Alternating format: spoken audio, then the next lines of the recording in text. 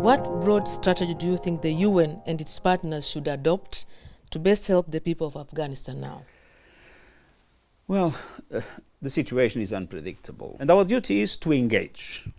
To engage based on what we can deliver, and what we can deliver is essentially humanitarian aid at the present moment, and to engage in order to explain to the Taliban how important it is for them to have an inclusive government of all the different ethnicities. Women must be able to work, girls must be able to have all levels of education, and at the same time to cooperate with the international community fighting terrorism in an effective way. And then we need to mobilize the international community to provide humanitarian aid. Why do you hold this strong conviction that multilateralism is the only sure way forward for our world today?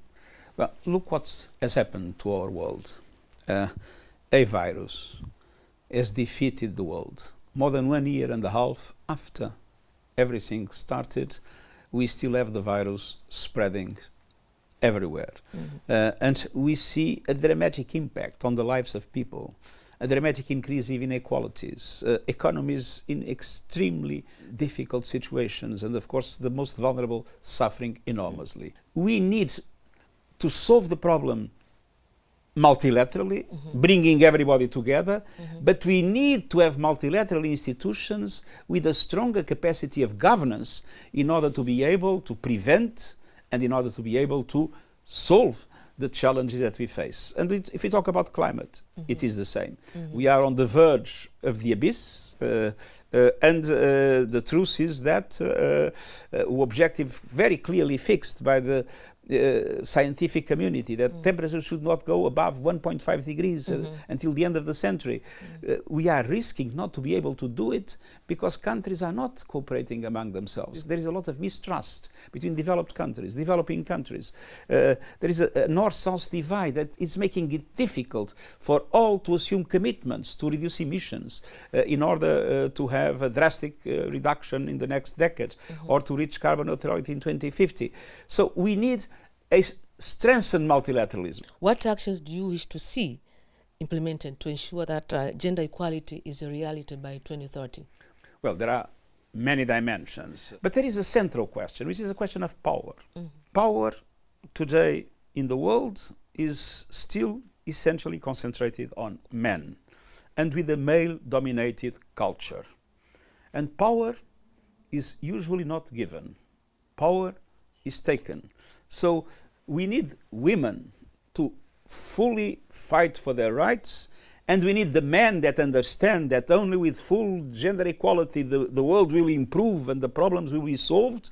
We need those men to engage effectively in the fight for gender equality. We need to have women and men in full equality where decisions are taken, where power exists, to make sure that we change this unbalanced power relationship. Another marginalized group are the youth, and you've been calling for everyone to provide youth a seat at the table as nations strive to build an inclusive and equitable world for all. What would you like to see the youth themselves do to make sure that they get that opportunity? I think young people now have enormous instruments to come together and to make their voice heard. Young people dominate social media much more than my generation. Young people have an enormous capacity of mobilization, as we have seen in the movements against racism, against climate change, against inequalities of different sorts, the movement for gender equality, where the young generation is, of course, extremely progressive in relation to the older ones. So we need to create the institutional mechanisms to allow for the voice of the young people to be more present where decisions are taken. And that is the reason why, again, in the Common Agenda, we have a number of important measures to give young people voice and influence in the way the UN works. You've warned recently that events in Afghanistan could also influence what happens next in certain volatile hotspots in Africa in particular, where extremist ideology is driving conflict. Could you please explain how you see this? Well, I think if one looks at a situation like the Sahel, I'm very worried. And we see the terrorist groups emboldened by the situation in Afghanistan, the victory of the Taliban. I think it's time to really rally efforts to make sure that we create an effective security mechanism in the Sahel. That is why I've been always advocating for a strong African force by the African Union together with regional organizations, with support from the Security Council and the Chapter 7 resolution, and with contributions, mandatory contributions to guarantee that that force will be effectively supported. But then we also know that a military force is not enough. We need to have development, we need to fight the impact of climate change, and we need to do everything to improve the governance of the area. So we need really to boost our efforts, and I appeal the international community to fully support it in the different dimensions, in the security dimension, in the development dimension, in the humanitarian dimension, in the governance and human rights dimension. And if we do it, we will be able to defeat terrorism in the Sahel. Then the same can be said about other parts of Africa. What more can the UN do to make the world a more secure place? Well, the biggest problem today is the lack of trust, and especially the lack of trust among the big powers. You see that in the difficulties of the Security Council to take adequate decisions to address the different crises in the world. And with this division, with this divide among the big powers, with this lack of trust, what we see is an environment of impunity. People think they can do whatever they want. So we need to rebuild trust among those that have more influence in world affairs to be able to cooperate in order to make sure that we are able to unite the international community in addressing the crises that are multiplying now.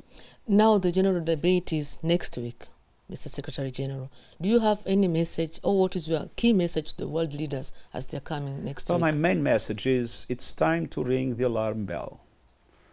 We are on the verge of a precipice and we are moving in the wrong direction.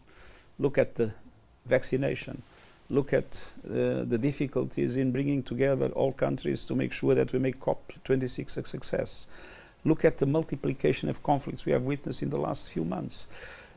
We need to change course and we need to wake up. So my message to the leaders, wake up, change course, unite, and let's try to defeat the enormous challenges we are facing today. Thank you very much, Mr. Secretary General. Thank you very much. It was a pleasure to do this interview.